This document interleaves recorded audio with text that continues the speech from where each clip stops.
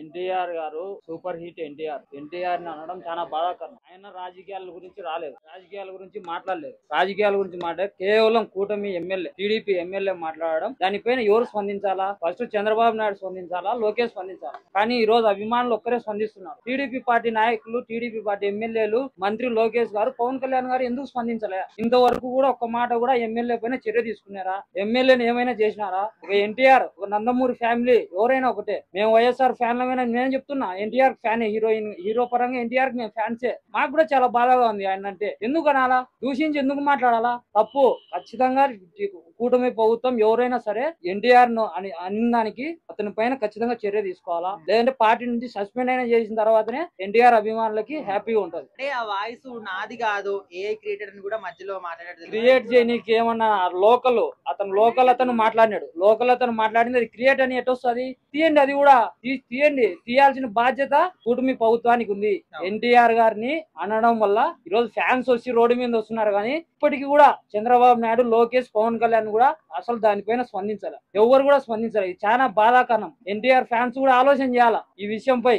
ఈ రోజు ఇంత జరిగినా కూడా కనీసం ఎవ్వరు కూడా అతనికి రాలే. ఓన్లీ ఫ్యాన్స్ ఒక్కటి ధర్నా చేస్తున్నారు అనంతపురంలో. ఈ రోజు వేరే జిల్లాల నుంచి కూడా అనంతపురంకి వస్తున్నారు. ఎన్టీఆర్ ఫ్యాన్స్ భారీగా వస్తున్నారు. బాధాకరమైన విషయమే కదా. అతను ఏమైనా రాజకీయాల గురించి వచ్చాడా? అతని షూటింగ్ లో అతని విలువ చూసుకుంటున్నాడు. రాజకీయానికి సంబంధం లేకుండా అతని రాజకీయాలకు లాగడం చాలా తప్పు. అసలు సినిమా రంగాన్ని రాజకీయ రంగాన్ని కలపడము ఎంతవరకు కరెక్ట్ అంటారు? సినిమాని రాజకీయాన్ని కలపొద్దు. సినిమాని రాజకీయాన్ని అసలు కలపదు. సినిమాని చూడాలి, రాజకీయాన్ని చూడాలి. ఎన్టీఆర్ ఏమైనా రాజకీయాల గురించి మాట్లాడాడా? విమర్శించినాడా? ఏం లేదు కదా. ఎందుకు ఊరికి ఆయన గురించి మాట్లాడడం? అసలు నాకే బాధగా ఉంది ఆ మాటలు విన్న తర్వాత. సో ఫ్యాన్స్ తరఫున మీరు మెయిన్ డిమాండ్ ఏంది? అసలు కరెక్ట్ గా తప్పే అని చెప్తున్నా కదా. తప్పే. అసలు ఆయనకి ఏం సంబంధం లేని విషయం అది. అసలు ఆయన రాజకీయం ఆయన చూసుకోవాలా? ఈయన సినిమా పరంగా ఏంది? ఏనేం అనలేదు ఆయన. రామారావు ఆయన ఏమన్నా అన్నాడా? పర్సనల్ గా ఏం అనలేదు. ఎందుకు మరి అప్పుడు ఏం పుట్టింది? ఎందుకు తిట్టద్దు కదా, తప్పు కదా. ఆయన పని ఆయన చూసుకోవాలా. అంటే ఎన్టీఆర్ గారు ఈ టీడీపీ పార్టీకి సపోర్ట్ చేయట్లేదనే కోపంతో నా విధంగా అంటున్నారని చెప్పేసి అంటున్నారు. సో ఎంతవరకు కరెక్ట్ అంటారు? ఆయన ఈయన రామంటే వచ్చి ఆయన కాదు, ఇంకొక ఆయన రామంటే వచ్చాడు కదా. ఆయన రావడానికి ఒక టైం ఉంది. ఇప్పుడు ఇంకా కొద్ది టైం ఉంది. వస్తాడు. నెక్స్ట్ టైం వచ్చేది ఆయన వచ్చినప్పుడు వీళ్ళందరూ అనరు.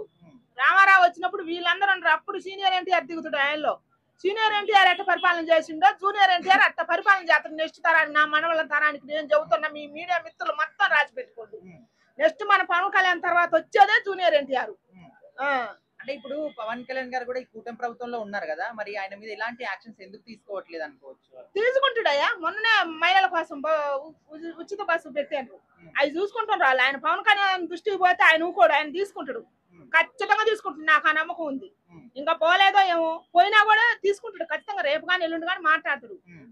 ఆయన చేసిన తప్పుకు ఆయన కూడా రిలేషన్ అయ్యి వచ్చి దేశం మీద, ఇప్పుడు ఈ రాష్ట్రం మీద ఎన్టీఆర్ అభిమానులకి వీళ్ళకంతా స్విచ్ పెట్టి తగాదాలు లేకుండా ఒకవేళ పొరపాటు అయింది కాబట్టి నా తప్పైందని చెబితే సరిపోద్ది. వచ్చి ఎందుకు గొడవలు? అంటే ఫ్యాన్స్ అందరు కూడా ఏమంటున్నారంటే ఆయన్ని బహిరంగ క్షమాపణ చెప్పాలి, లేకపోతే పార్టీల నుంచి మొత్తానికి రిజైన్ చేయాలని చెప్పేసి కూడా అంటున్నారు. సో అట్లా బహిరంగానే వచ్చి చెప్పాల్సిందే.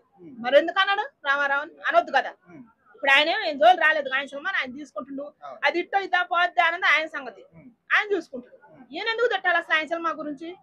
అది తప్పే కదా. అసలు రాజకీయ రంగాన్ని సినిమా రంగాన్ని కలపడం కరెక్ట్ అంటారా?